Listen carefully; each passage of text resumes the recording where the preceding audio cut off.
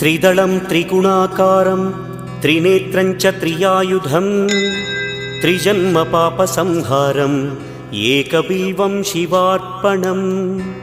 त्रिशाखैः बिल्वपत्रैश्च अच्छिद्रैः कोमलैः शुभैः तव पूजां करिष्यामि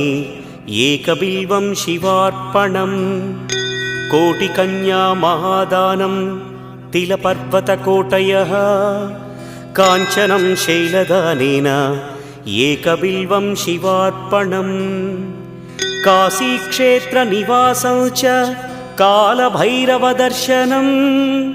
प्रयागे माधवं दृष्ट्वा एकबिल्वं शिवार्पणम् इन्दुवारे व्रतं स्थित्वा निराहारो महेश्वर नक्तं हौष्यामि देवेश एकबिल्वं